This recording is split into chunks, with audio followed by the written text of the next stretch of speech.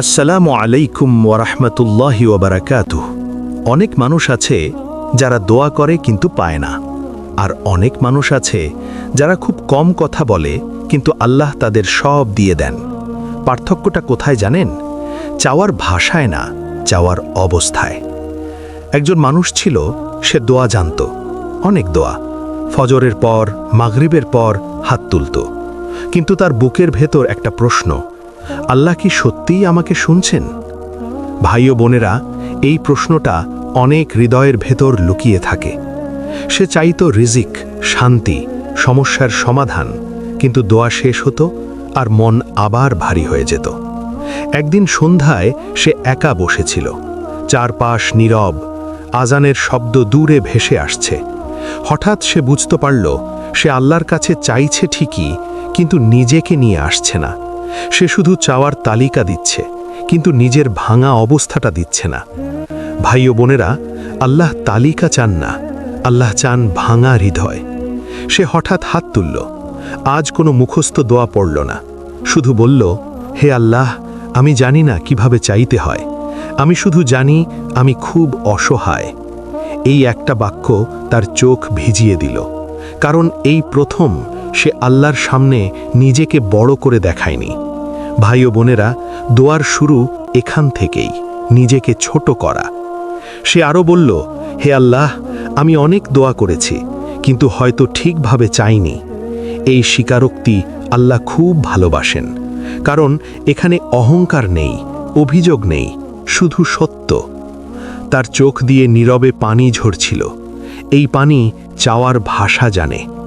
ভাই ও বোনেরা, অনেক সময় আল্লাহ দেরি করেন আমাদের দোয়া শুনতে না, আমাদের ভেঙে পড়া দেখার জন্য।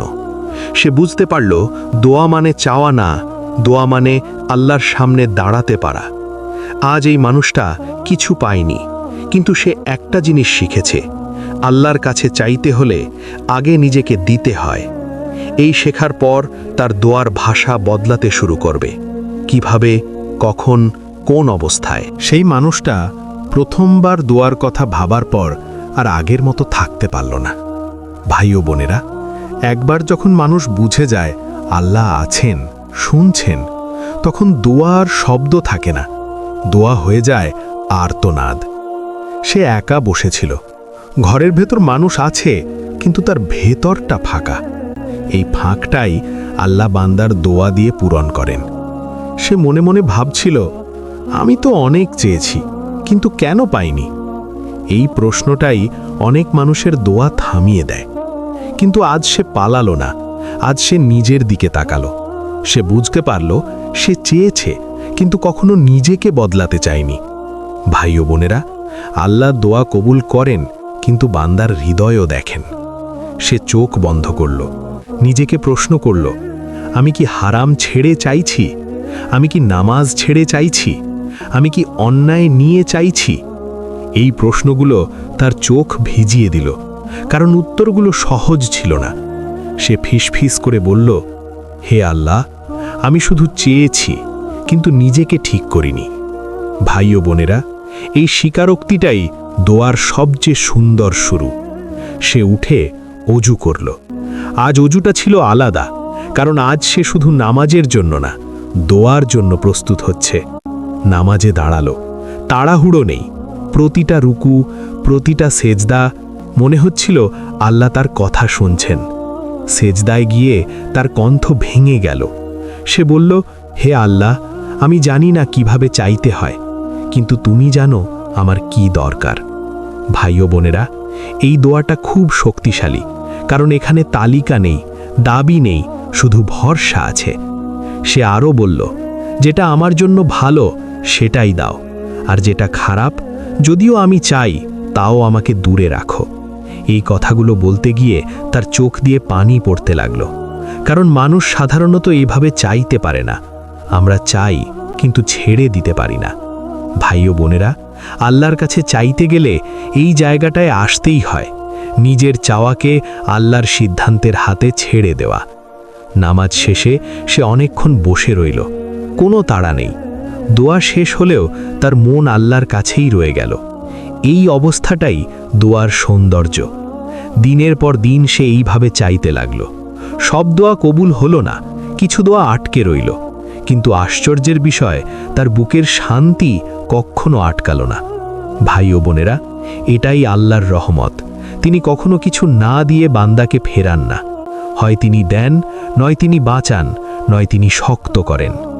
একদিন সে বুঝতে পারল আল্লাহ দোয়া কবুল করেন আমাদের সময় না, নিজের সময়, আর সেই সময়টাই সবচেয়ে নিখুঁত। কিন্তু সামনে আছে আরও গুরুত্বপূর্ণ অধ্যায়, যেখানে মানুষ শিখবে দোয়া কবুল না হলেও আল্লাহর ওপর কিভাবে ভরসা। ভাই ও বোনেরা, একটা সময় আসে যখন মানুষ আর কিছু চাইতে পারে না, শব্দ হারিয়ে যায়, আশা কাঁপতে থাকে। এই সময়টাই আল্লাহর কাছে চাওয়ার সবচেয়ে মূল্যবান সময়। সেই মানুষটার জীবনেও ঠিক এমন একটা সময় এসেছিল। সে অনেক কিছু চেয়েছে জীবনে, স্বাস্থ্য, রিজিক, শান্তি, মুক্তি, কিন্তু অনেক দোয়ারই উত্তর সে পায়নি।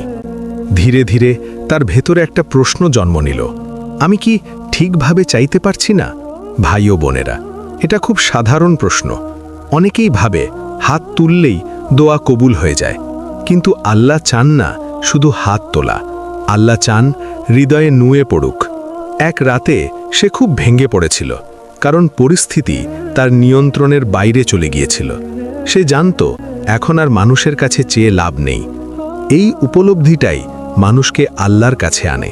সে উঠে অজু করল। এই অজুটা ছিল খুব ধীর। প্রতিটা ফোঁটার সাথে সে মনে মনে বলছিল, হে আল্লাহ, আমার সব শক্তি শেষ। ভাই ও বোনেরা, যেদিন মানুষ নিজের শক্তি শেষ বলে স্বীকার করে, সেদিনই আল্লাহর সাহায্য শুরু হয়। সে নামাজে দাঁড়ালো, কিন্তু আজ তার দোয়া ছিল না সাজানো, কোনো বড় কথা না, কোনো সুন্দর বাক্য না। সে শুধু বলল, হে আল্লাহ, তুমি জানো আমি কি চাই, কারণ আমি নিজেও জানি না আমি কিভাবে বাঁচব। এই কথাটার পর তার চোখ দিয়ে পানি পড়তে লাগলো। সে বুঝতে পারল আল্লাহর কাছে চাইতে হলে সবচেয়ে আগে নিজেকে খালি করতে হয়। ভাই ও বোনেরা, অনেক সময় আমরা দোয়া করি, কিন্তু ভেতরে ভেতরে আমরা নিজের ওপরই ভরসা রাখি। এই দোয়াগুলো ভারী হয় না, কারণ আল্লাহ চান ভরসাটা পুরোপুরি তাঁর ওপর হোক। সে সেজদায় গিয়ে অনেকক্ষণ মাথা তুলল না। সে বলছিল, হে আল্লাহ, যদি তুমি না দাও আমি মানতে রাজি, কিন্তু আমাকে তোমার থেকে দূরে করো না। এই কথাটা দোয়াকে বদলে দিল, কারণ এখন সে শুধু চাওয়া না, সমর্পণ করছিল। ভাই ও বোনেরা, যে দোয়ায় সমর্পণ থাকে সেই দোয়া কখনো হারায় না।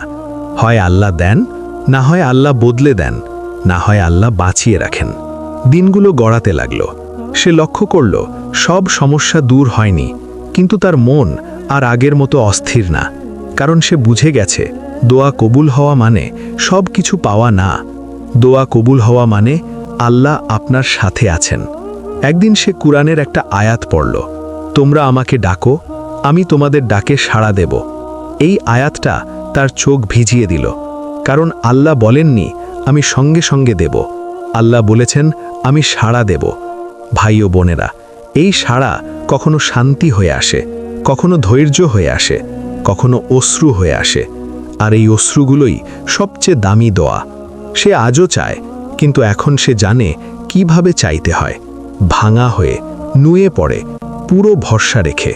কিন্তু এখনও একটা গুরুত্বপূর্ণ বিষয় বাকি, কখন চাইলে দোয়া সবচেয়ে বেশি কবুল হয়, আর কি চাইলে আল্লাহ খুশি হন। সে এখন আর আগের মতো তাড়াহুড়া করে দোয়া করে না। আগে সে চাইতো, হে আল্লাহ এটা দাও, ওটা এখনই চাই, কিন্তু এখন তার দোয়ার ভাষা বদলে গেছে। ভাই ও বোনেরা, আল্লাহর কাছে চাওয়ার সবচেয়ে বড় শিক্ষা হলো আল্লাহকে সময় বেঁধে দেওয়া যায় না। এক রাতে সে আবার সিজদায় পড়েছিল, চোখ দিয়ে পানি পড়ছিল, কিন্তু কণ্ঠে তাড়না ছিল না। সে বলল, হে আল্লাহ, আমি জানি না কোনটা আমার জন্য ভালো, তুমি জানো, আমি শুধু তোমার ওপর ভরসা রাখছি। এই কথাটা বলার পর তার বুকের ভেতর একটা অদ্ভুত শান্তি নেমে এলো। ভাই ও বোনেরা, এই শান্তিটাই প্রমাণ দোয়া কবুলের প্রথম ধাপ। কারণ দোয়া সবসময় পাওয়া দিয়ে কবুল হয় না, অনেক সময় ভরসা দিয়ে কবুল হয়। দিনগুলো যেতে লাগলো। সে লক্ষ্য করল তার জীবনের কিছু দরজা বন্ধ হচ্ছে। আগে হলে সে অভিযোগ করত, আজ সে থামল। সে বলল, হয়তো এটাই ভালো। ভাই ও বোনেরা, যেদিন মানুষ আল্লাহর সিদ্ধান্তে হয়তো বলতে শেখে, সেদিন সে আল্লাহর কাছে পৌঁছে যায়। একদিন সে সেই জিনিসটা পেল না যেটা সে বহুদিন ধরে চাইছিল।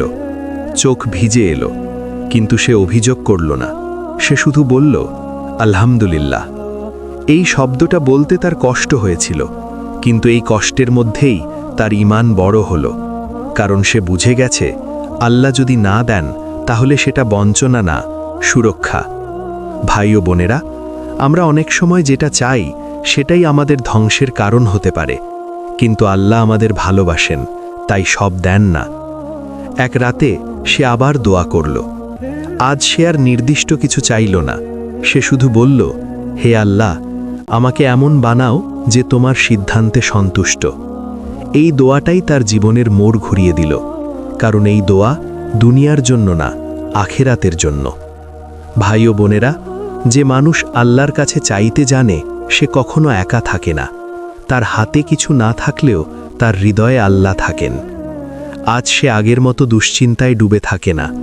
সমস্যা আসে, কিন্তু সে ভেঙে পড়ে না, কারণ সে জানে, আমি দরজায় দাঁড়িয়ে আছি, দরজার মালিক ঘুমান না। ভাই ও বোনেরা, আজ আপনি এই গল্প শুনছেন। হয়তো আপনার জীবনেও অনেক চাওয়া অপূর্ণ, কিন্তু একটা কথা মনে রাখবেন, দোয়া কখনো ব্যর্থ হয় না। দোয়া হয় দুনিয়ায়, নয়তো আখেরাতে, নয়তো বিপদ দূর করে। আজ যদি আপনি আল্লাহর কাছে চাওয়ার আদব শিখে ফেলেন, তাহলে আপনি কখনো নিঃস্ব হবেন না। আজই বলুন, হে আল্লাহ, আমি জানি না কি চাই, কিন্তু আমি জানি তুমি যা দাও সেটাই আমার জন্য যথেষ্ট। যদি এই গল্পটি আপনার হৃদয় ছুঁয়ে যায়, যদি আল্লাহর কাছে চাওয়ার ব্যাপারে আপনার ভেতরে নতুন আশা জাগে, তাহলে অনুগ্রহ করে ভিডিওটি লাইক করুন, প্রিয় মানুষদের কাছে পৌঁছে দিতে শেয়ার করুন। এমন আরও হৃদয় ছোঁয়া ইসলামিক মোটিভেশন গল্প পেতে চ্যানেলটি সাবস্ক্রাইব করুন।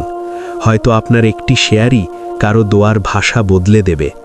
আল্লাহ আমাদের সবাইকে সঠিকভাবে তার কাছে চাইবার তৌফিক দিন, আর তার সিদ্ধান্তে সন্তুষ্ট থাকার শক্তি দিন। আমিন।